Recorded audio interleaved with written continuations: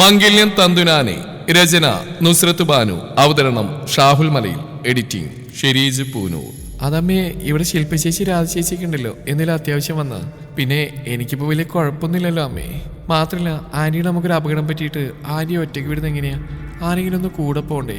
അമ്മ ആന്റിയുടെ കൂടെ പോയിട്ട് പെട്ടെന്ന് അവരെ കണ്ട് തിരിച്ചു പോന്നേക്ക്. അതിനൊരുപാട് സമയമൊന്നും ആവില്ലല്ലോ. ഏയ്, അതൊന്നും ശരിയാവില്ല നിധി. മാസം തേഞ്ഞ് നിൽക്കാൻ നീ. നിന്നോട് ഒറ്റക്കാക്കി ഞാൻ പോയാ ഇല്ല, അത് ശരിയാവില്ല. എന്തെങ്കിലും സംഭവിച്ചാൽ പിന്നെ എന്താ ഉണ്ടാവുമെന്ന് ഞാൻ പറയണ്ടല്ലോ. ഒന്നും ഉണ്ടാവില്ല അമ്മേ. ഞാനല്ലേ പറയുന്നത്. ഒന്നുമില്ലെങ്കിൽ നമ്മുടെ കുടുംബത്തിനൊരു പേരും നിലയില്ലേ അമ്മേ. ആൻറ്റി ഇങ്ങനെ ഒറ്റയ്ക്ക് വിട്ടാ ആൻറ്റിയുടെ അവസ്ഥ നോക്കിക്കേ. അവരുടെ വീട്ടുകാരെന്ത് കരുതും? ഒരാൾ പോലും വന്നില്ലെന്നല്ലേ? നീ പറഞ്ഞൊക്കെ ശരി തന്നെയാ നിധി. പക്ഷേ നിന്നെ എനിക്കൊരു കുഴപ്പമില്ല അമ്മേ. ആ ആൻറ്റിയുടെ കൂടെ പോയി വാ. എന്തെങ്കിലും അത്യാവശ്യം വന്നാൽ ഇവിടെ അവരുണ്ടല്ലോ. ഇനി അതല്ല, ഞാൻ ആവശ്യം വന്നാൽ അമ്മയെ വിളിച്ചോളാം. നിധിയുടെ വാക്കിൽ ഒരു നിമിഷം കരഞ്ഞിളങ്ങിയ മിഴികളോടെ പുറത്ത് കാറിലേക്ക് ഇരുന്ന രേണുകയെ നോക്കി സരസ്വതി. നോക്കി നിൽക്കാതെ ചെല്ലമ്മേ, ഞാനല്ലേ പറയുന്നേ. നിധി, ഞാൻ നിന്നോട് ഒറ്റക്കാക്കി. കുഴപ്പമില്ല അമ്മേ, ഞാൻ പറഞ്ഞല്ലോ. അമ്മ വേഗം പോയിട്ട് വാ. അശോക് എന്തെങ്കിലും പറയുന്ന ഇരുത്തിയിട്ടാണെങ്കിൽ അമ്മ ടെൻഷൻ ആവേണ്ട. അമ്മ വേഗം പോയിട്ട് വരുമല്ലോ. പിന്നെന്താ? എന്നാ ഞാൻ പോയിട്ട് വേഗം വരാം. നീ എന്തുണ്ടെങ്കിലും അപ്പ എന്നെ വിളിക്കണം. പിന്നെ ഒരു കാരണവശാലും പുറത്തേക്ക് ഒറ്റയ്ക്ക് പോയേക്കരുത്.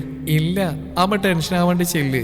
ഒരു പുഞ്ചിരിയോടെ പറഞ്ഞുകൊണ്ട് നിധിയെ സരസ്വതിയെ സമാധാനിപ്പിച്ച് രേണുകയുടെ കൂടെ പറഞ്ഞയച്ചു. പോകും മുമ്പ് ശില്പയെ രാധയും വിളിച്ച് അവളെ ശ്രദ്ധിക്കാനും പ്രത്യേകം പറഞ്ഞേൽപ്പിച്ചിരുന്നു സരസ്വതി. അവരുടെ വാഹനം കൈലാസത്തിന്റെ ഗേറ്റ് കടന്നു പോയതും ഒരാശ്വാസം പോലെ വേഗം മുറിയിലേക്ക് ചെന്നു. ഡ്രസ്സ് മാറി ഒരു റെഡ് ചുരിദാറും എടുത്തിട്ട് അവൾ പുറത്തേക്ക് ഇറങ്ങി. താഴെ എത്തിയത് അടുക്കളയിലേക്ക് നോക്കി. ശില്പയും രാധയും ഓരോ പണിത്തിരക്കുകളിലാണ്. അവരെ നോക്കിക്കൊണ്ട് അവൾ പുറത്തേക്ക് ഇറങ്ങി. പെട്ടെന്ന് പോയി വരാം. അവരോട് പറഞ്ഞ് ചിലപ്പോൾ സമ്മതിച്ചിരില്ല. ചിന്തിച്ചുകൊണ്ട് വേഗം ഗേറ്റ് കടന്നു. നടന്നു പോകാനുള്ള ആവതില്ലാത്തതുകൊണ്ട് തന്നെ ഒരു ടാക്സി വിളിച്ചാണ് പോയത്. നീലുവിന്റെ വീട്ടിലേക്ക് കയറുമ്പോഴേ കണ്ടു.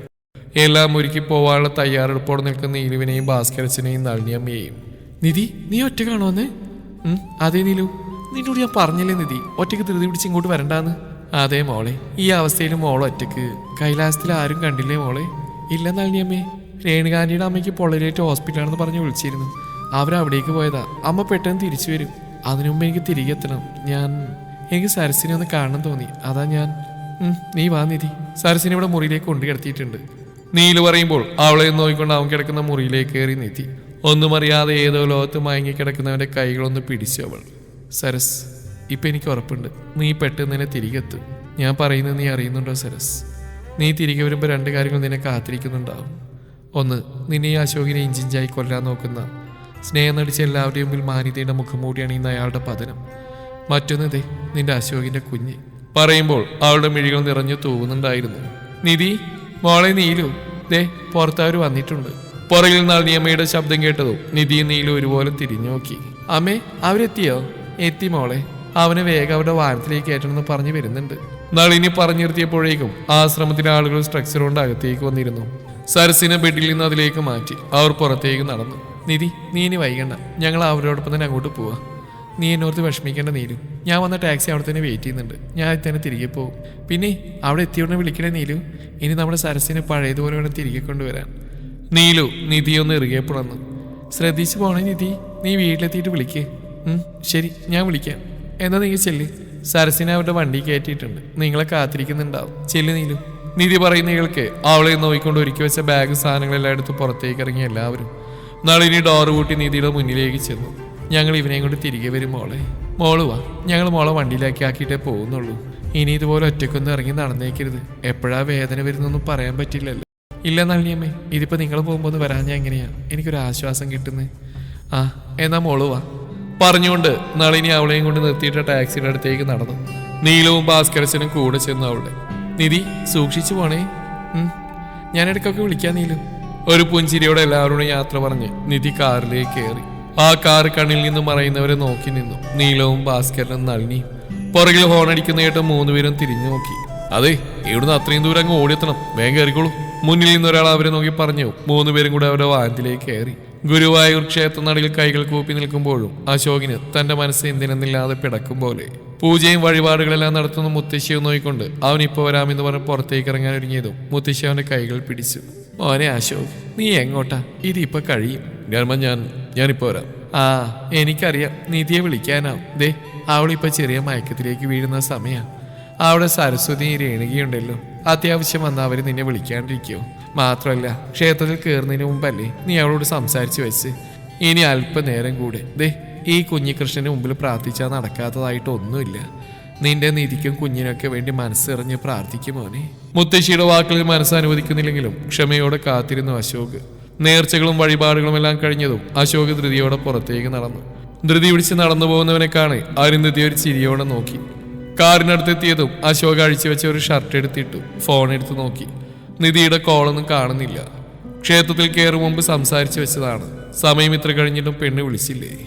ചിന്തിച്ചുകൊണ്ട് അവളുടെ നമ്പറിലേക്ക് ഡയൽ ചെയ്തു. കിട്ടുന്നില്ല. ഫോൺ സ്വിച്ച് ഓഫ് ആണെന്ന് കണ്ടതും ഇതുവരെ ഇല്ലാത്തൊരു ഭയം അശോകിന്റെ മനസ്സിൽ മുട്ടിട്ട് തുടങ്ങി. വീണ്ടും 4-5 പ്രാവശ്യം ട്രൈ ചെയ്തെങ്കിലും ഫോൺ സ്വിച്ച് ഓഫ് ആയിരുന്നു.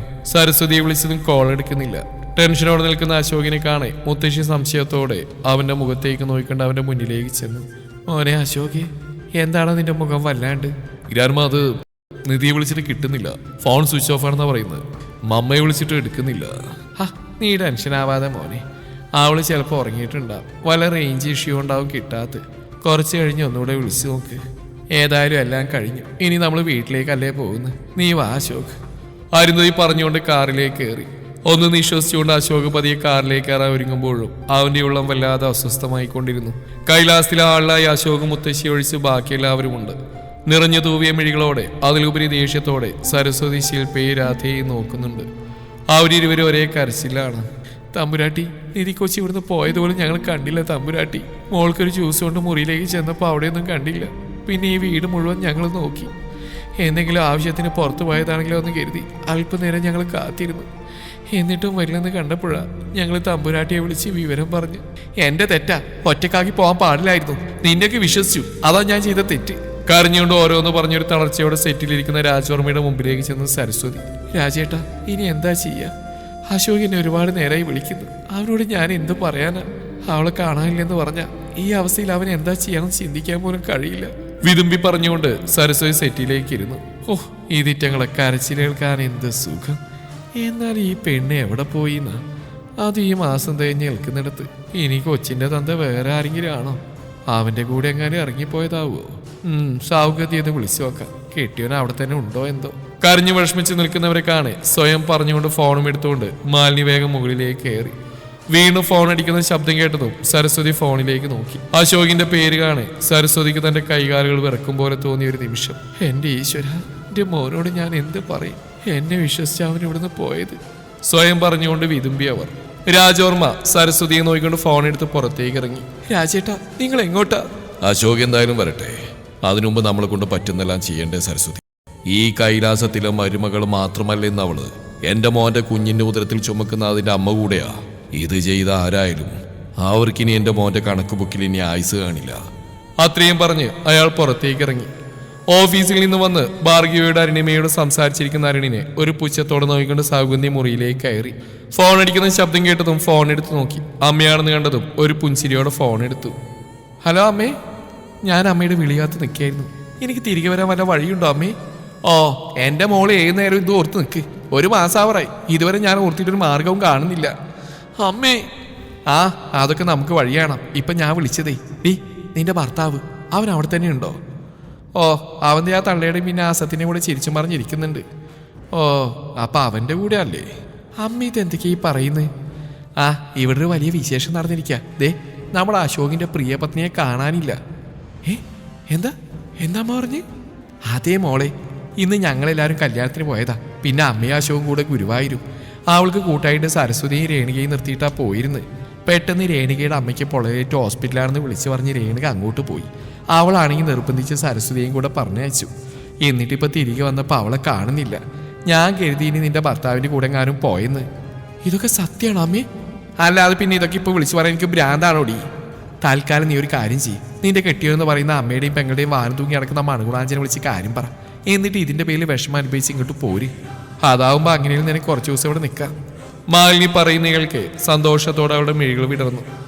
എന്നാൽ ശരി അമ്മേ, ഞാൻ അവനെ പോയി കാര്യം ബോധിപ്പിക്കട്ടെ, എന്നിട്ട് വേഗം അങ്ങോട്ട് വരാം പറഞ്ഞുകൊണ്ട് സൗഗന്ധി വേഗം ഫോൺ ഓഫ് ചെയ്തു. എന്തൊക്കെയായിരുന്നു വളക്കാപ്പ് അശോകിന്റെ കുഞ്ഞ്. വൈകാതെ എല്ലാം തീരുമാനമാവും. ഒരു വിജയച്ചിരിയോടെ ഫോൺ കയ്യിലിട്ട് കറക്കിക്കൊണ്ടിരുന്നവൾ മുറിയിലേക്ക് കയറി അരുൺ ഫോൺ കയ്യിൽ പിടിച്ചിരിച്ചുകൊണ്ടിരിക്കുന്ന സൗഗന്ധിയെ കാണെ അവൾക്ക് അടുത്തേക്ക് ചെന്നു. എന്താണ് മുഖം വല്ലാതെ തിളങ്ങുന്നുണ്ടല്ലോ? എന്റെ തറ തിരിച്ച അമ്മായിമ്മ പോലെ കുരുട്ടുബുദ്ധിയും പറഞ്ഞു തന്നോ? അങ്ങനെ അങ്ങ് ആക്ഷേപിക്കല എന്റെ അരുണേട്ടാ. പെട്ടെന്നുള്ള അവളുടെ വിളിയും ഭാവമാറ്റവും കണ്ട് അരുൺ അവളെ സംശയത്തോടെ ഉറ്റുനോക്കി. എന്റെ മുഖം കണ്ടിട്ട് ഞാൻ സന്തോഷിക്കാനും തോന്നുന്നുണ്ടോ?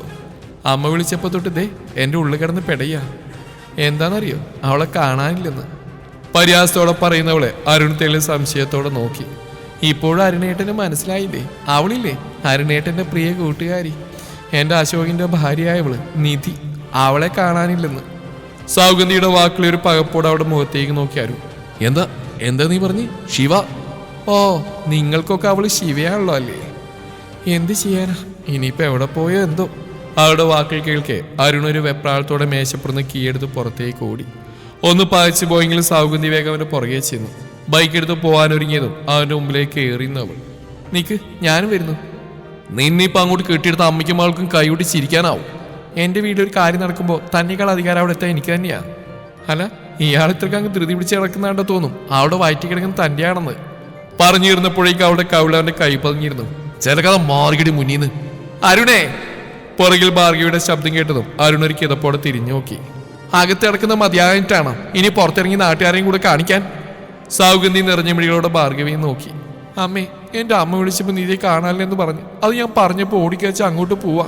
ഞാനും കൂടെ വരട്ടെ ചോദിച്ചതിന് എന്നെ തല്ലുന്നേ. ഡാ, എന്തിനാടാ വെറുതെ എല്ലാത്തിനും ഇങ്ങനെ അടിക്കാനും പിടിക്കാനും തുടങ്ങിയ? ഒരിക്കലും പറഞ്ഞാലും നിന്നോട് ഞാൻ.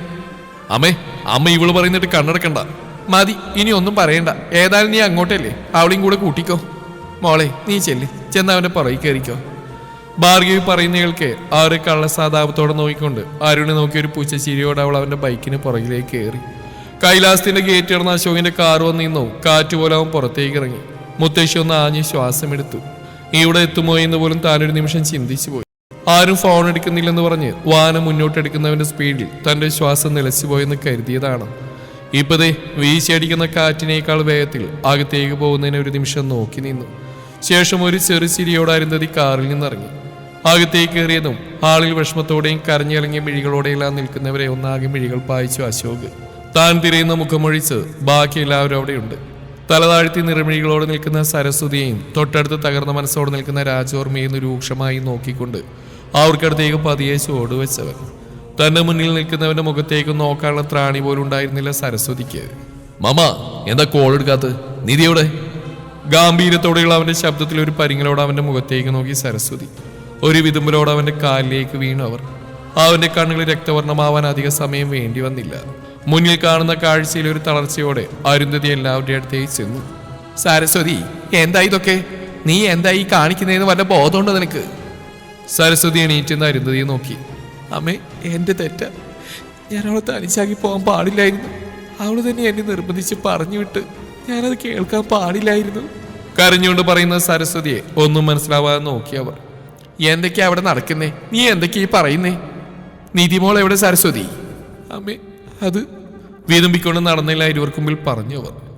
എന്റെ ഈശ്വര, എന്തൊക്കെയാ ഞാൻ ഈ കേൾക്കുന്നത്? പെട്ടെന്ന് പൊടുന്നതിന് എന്തോ പൊട്ടിത്തെറിക്കുന്ന ശബ്ദം കേട്ട് എല്ലാവരും അമ്പരപ്പോടെ നോക്കിയതും കണ്ടു. മുന്നിലെ ഫ്ലവർ വേസ് ടീ പോയി ചിന്നിച്ചിതറി കിടക്കുന്നുണ്ട്. ഒരു നിമിഷം എല്ലാവർക്കും അവന്റെ മുഖത്തേക്ക് നോക്കാൻ അല്പം ഭയം തോന്നി. തന്റെ തോളിൽ വീണ കരസ്പർശം കാണി തിരിഞ്ഞു നോക്കി അശോക്. മോനെ അശോക്. തന്റെ മുന്നിൽ നിൽക്കുന്നവന്റെ അവസ്ഥ കാണി രാജവർമ്മക്ക് തന്റെ ഉള്ളിലൊരു പിടപ്പ് തോന്നി. വെറിഷി. അവന്റെ ചോദ്യത്തിൽ എന്ത് പറയണമെന്നറിയാതെ അവനിൽ നിന്ന് മുഖം കുനിച്ചിരുന്നു അയാൾ. ചുറ്റുമുള്ളവരുടെ മിഴികൾ അവനെ തന്നെ ഉറ്റുനോക്കിക്കൊണ്ടിരുന്നു. അവനിൽ വല്ലാത്ത ഭ്രാന്തമായ ഒരു ഭാവം ഉടലെടുത്ത പോലെ. സമയം കടന്നുപോയിക്കൊണ്ടിരുന്നു. നിധിക്ക് വേണ്ടിയുള്ള തിരച്ചിൽ ഒന്നുകൂടെ ശക്തമായി. പോലീസ് അറിയിച്ചതോടൊപ്പം തന്നെ സത്യനെയും ദുർഗയും കൂടെ വിളിച്ച് കാര്യങ്ങൾ പറഞ്ഞിരുന്നു. കേട്ടപാടെ ദേവനെയും കൂട്ടി അവരും കൈലാസത്തിലേക്ക് എത്തിയിരുന്നു. കരച്ചിലും നിലവിളിയുമായി അന്നത്തെ രാത്രി ആർക്കൊന്ന് കണ്ണടക്കാൻ പോലും കഴിഞ്ഞില്ല. എന്നാലും അമ്മ, അവളിത് എവിടെ പോയി? അത് ഈ മാസം നിൽക്കുന്ന സമയത്ത്. ആ, എവിടെ പോയാലും എന്താ മോളെ? ഓ, നമ്മളെ കരിവാരത്തേക്ക് എല്ലാവർക്കും നല്ല ഉത്സാഹമായിരുന്നല്ലോ. ഇപ്പൊ കണ്ടില്ലേ? ആ മുറിയിൽ എന്റെ അമ്മ കിടക്കുന്നുണ്ട്, ഒന്ന് കണ്ടു നോക്ക്. ഇപ്പൊ നിന്നെ വാക്കുകൊണ്ട് പോലും ഇവിടെ നിന്ന് ഇറങ്ങിപ്പോകാൻ പറയാനുള്ള ബോധം പോലും ഇല്ല അവർക്ക്. മാലിനി ഒരു ചിരിയോടെ പറയുമ്പോൾ ഒരു വിജയ ചിരിയോടെ സൗഗന്ധി ഹാളിലേക്കൊന്ന് കണ്ണോടിച്ചു. അവിടെ കേൾക്കുന്ന കരച്ചിൽ ചിരികളിൽ എന്തോ കാതിൽ വല്ലാത്തൊരു കുളിർമ നൽകും പോലെ തോന്നി അവൾക്ക്. സമയം കടന്നു പോകും തോറും കൈലാസത്തിൽ നിധിക്ക് വേണ്ടിയുള്ള അന്വേഷണം തുടർന്നുകൊണ്ടിരുന്നു. അവസാന പ്രതീക്ഷയും നഷ്ടപ്പെട്ട പോലെ കാറിന്റെ സ്റ്റിയറിംഗിൽ തലയാഴ്ച കിടന്നു അശോക്. കൈലാസത്തിൽ നിന്ന് അവൾ പുറത്തേക്ക് പോകുന്നുണ്ടെങ്കിൽ അത് കൂടുതലൊന്ന് ക്ഷേത്രത്തിലേക്കും മറ്റൊന്ന് നീലുവിന്റെ വീട്ടിലേക്കുമാണ്. ഇങ്ങോട്ട് വന്നു കാണുമോ എന്ന് കരുതിയാണ് നീലുവിന്റെ വീട്ടിലേക്ക് വന്നു. എന്നാൽ തന്റെ പ്രതീക്ഷയെല്ലാം തെറ്റിച്ചുകൊണ്ട് പൂട്ടിക്കിടക്കുന്ന വീട് കാണാൻ എന്ത് ചെയ്യണമെന്നറിയാതെ കാറിൽ ഒരേ ഇരിപ്പിരുന്നു. ഇനി അവരുടെ കൂടെ നിധി ഉണ്ടാവുമോ? ഉണ്ടെങ്കിൽ തന്നെ അവൾ തന്നെ വിളിക്കേണ്ടതല്ലേ? അവന്റെ ചിന്തകൾ പല വഴിയായി സഞ്ചരിച്ചുകൊണ്ടിരുന്നു. ഏകദേശം 2 മണിക്കായപ്പോഴാണ് അശോക് പിന്നെ കൈലാസത്തിലേക്ക് തിരികെ എത്തിയത്. അകത്തേക്ക് കയറുമ്പോഴേ ഉറക്കമൊഴിച്ച് അവളെ കാത്തുന്ന പോലെ ഒരു പ്രതീക്ഷയോടെ തന്നെ നോക്കുന്നവരെ കാണെ ഒന്നും മറുപടി പറയാൻ കഴിയാതെ അശോക് മുറിയിലേക്ക് നടന്നു. മുന്നിൽ കാണുന്ന കണ്ണാടിക്ക് മുമ്പിലേക്ക് നോക്കി അശോക് എന്ന് വിളിച്ചുകൊണ്ട് തന്റെ അടുത്തേക്ക് ഓടി ഒന്ന് വാരിപ്പുണം നിൽക്കുന്നവളെ ഒരു നിമിഷം തന്നെ കൺമുമ്പിൽ കാണുമ്പോലെ ഗ്രാൻമയുടെ കൂടെ ഈ പടികളിറങ്ങി പോകുന്ന നേരം ഒരു പുഞ്ചിരിയോടെ തന്നെ യാത്രയാക്കിയവളെ ഓർക്കെ അശോക് തന്റെ ഇരുമിഴികൾ ഇറുക്കി അടച്ചു. പിടിച്ചു നിൽക്കാൻ കഴിയാത്ത അത്രമേൽ സങ്കടം കടിച്ചമർത്തിക്കൊണ്ട് ദേഷ്യത്തോടെ ടീപ്പോയിലിരിക്കുന്ന ഫ്ലവർ വേസ് എടുത്ത് നിലത്തേക്ക് എറിഞ്ഞു. അശോക്! പിറകിലറിണിന്റെ വിളി കേട്ടതും ചുവന്ന് കലങ്ങിയ മിഴികളോടെ തന്നെ നോക്കുന്നവനെ ഒന്ന് ചേർത്ത് പിടിച്ചു വരും. അശോക്, ഇപ്പോഴത്തെ നിന്റെ അവസ്ഥ എനിക്ക് മനസ്സിലാവും. അതുകൊണ്ട് പറയാം, ഇങ്ങനെ തല്ലിയുടച്ചുകൊണ്ട് നമുക്കൊന്നും കിട്ടാൻ പോകുന്നില്ല. അല്പം കാമായിട്ട് കാര്യങ്ങൾ ചിന്തിക്കുക. ആരോടും പറയാതെ അവളെ എവിടെ പോയെന്ന് എത്ര ചിന്തിച്ചിട്ട് എനിക്ക് മനസ്സിലാവുന്നില്ല. അശോകിന് എന്തെങ്കിലും സംശയമുണ്ടോ? നീലിമ പക്ഷേ എന്തോ ചിന്തിച്ചേൽക്കുന്നവനെ അരുൺ എന്താണ് പറയുന്നത് കേൾക്കാൻ സംശയത്തോടെ ഉറ്റുനോക്കി. അശോക്, നീ പറഞ്ഞ പോലെ അവൾ അങ്ങോട്ട് പോയിട്ടുണ്ടെങ്കിൽ, ഒരുപക്ഷെ അശോക് പോയപ്പോൾ കണ്ട പോലെ വീട് പൂട്ടിക്കിടക്കുന്ന കണ്ടെങ്കിൽ അവൾ തിരികെ പോന്നിട്ടുണ്ടാവില്ലേ? ഒരുപക്ഷെ തിരികെ വരുമ്പോഴാണ് മിസ്സിംഗ് ആയതെങ്കിൽ ഇത് ക്ലിയർ ചെയ്യാൻ നമുക്ക് അവളൊന്ന് വിളിച്ചു നോക്കാവുന്നതാ. അന്ന് പാർട്ടിയിൽ വെച്ച് പരിചയപ്പെട്ടപ്പോൾ ഞാൻ അവിടെ നമ്പർ വാങ്ങിയിരുന്നു. ഒന്ന് വിളിച്ചു നോക്കിയാലോ? പറഞ്ഞുകൊണ്ട് അരുൺ വേഗം ഫോൺ എടുത്തു. ആശ്രമത്തിൽ തങ്ങൾക്കായി ഒരുക്കി തന്ന മുറിയിൽ ജനൽപ്പാളിയുടെ പുറത്തേക്ക് നോക്കി നിൽക്കുകയായിരുന്നു നീലു. കുറച്ചു കാലങ്ങളായി തന്റെ ഉറക്കം പോലും ഇങ്ങനെയാണ്. ഓർമ്മകളും വേദനയും പിടിമുറുക്കി എപ്പോഴോ നിദ്രാദേവി തന്നെ തഴുകുന്നെന്നറിയില്ല. പെട്ടെന്ന് ഫോൺ റിംഗ് ചെയ്യുന്ന ശബ്ദം കേട്ടതും ഒരു സംശയത്തോടെ മേശപ്പുറത്ത് കാണുന്ന ഫോണിലേക്ക് ഉറ്റുനോക്കി. തുടരും ഈ കഥയുടെ ബാക്കി ഭാഗം നാളെ ഇതേ സമയം.